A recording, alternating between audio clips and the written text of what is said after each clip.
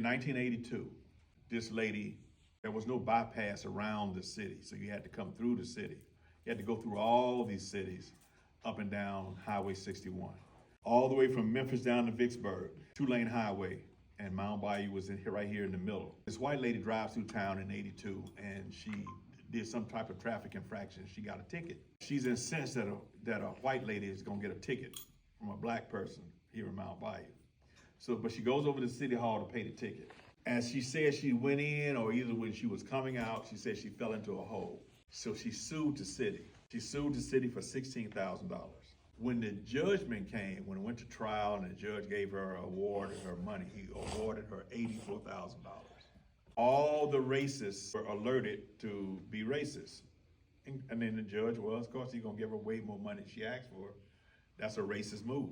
The people that had credit, or creditors of Mound Bayou, just normal things like gas company, light company, that type of thing, start calling the money that they were owed due. The bank that Mound Bayou had his money in froze the account. There was no legal reason to do that. They froze the account, and even the little money they had in there, they couldn't even pull that out to pay the lady. All these are racist moves. My father was the vice mayor at the time. My father was vice mayor here for 30 years. And at that time, he was still vice mayor.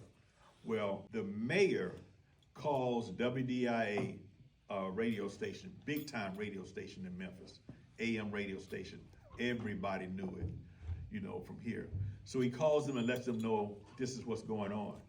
They invite him to come up to WDIA, to Memphis, and be on a show. So he goes up there Sunday morning. He goes up there, and it was a 30-minute show. And as he's telling the people at WDIA about what's going on here in Mound Bayou, people in Memphis just start driving up to the station, stopping the car, getting out, and coming inside and giving money so they could go toward Mound Bayou. So many people in Memphis just start on their own. Nobody's asking them to do this.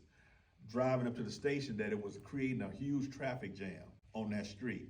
So the people at the WDIA decided that they were gonna go and keep the traffic moving by going outside with a trash can and let people drive by and throw money into the trash cans. The traffic was still building and building and building. It was still a whole lot of traffic. They did what they could that day, but they decided that they were gonna formalize their effort and make a formal thing that they were gonna collect money from Mound Bayou. And they did many different things. They started collecting money from Mound Bayou.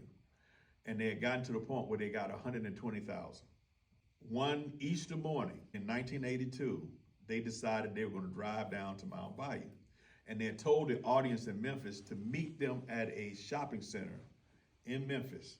And we're gonna meet at the shopping center, and we're gonna all drive down to Mound Bayou. They thinking that they can just get 50 cars, 20 cars, whatever. They had so many people to meet them that as they were driving, coming to Mound Bayou, they get 37 miles into Mississippi. They're in Tunica, Mississippi. And the Mississippi Highway Patrol pulls the lead car over and tells them, you can't do this. You don't have a parade permit to have a parade here in Mississippi. And the man says, I'm not leading a parade. I just have a check here for the people in Mound Bayou, and I'm just taking it down there, and some of my friends are following me. They're 37 miles into Mississippi, so the Highway Patrol decides to give them a formal escort. While they're driving here in Mississippi, way back 37 miles away in Memphis, there are people still in the shopping center trying to get in line on the highway to follow the caravan coming down to Mound Bayou. So it's a 37-mile caravan. There's more than 800 cars in this caravan. It's coming down to Mound Bayou. And on that Sunday, $120,000. My father, like I said, who was the vice mayor, collects the money. And this is a big cartoon check, and there's a picture of him holding the check up like that. He comes up with this poem that says, this is the day that Christmas came on Easter Sunday. That poem got picked up and put into a museum in Memphis later on. The WDIA formalized something else, and they brought groups down here to do a big concert. And they had the Barkays, they had the Reddings, Niece LaSalle. They had a lot of the blues people and the R&B people from Stax Records in Memphis came down. And they raised over $350,000 or $400,000 total for the whole effort. They said that they gave that lady that money on one day. They give her that check, and the next day she passes away. That's why I heard that happened. White people were really angry, and when they were getting ready to trying to bankrupt the town, that was national news.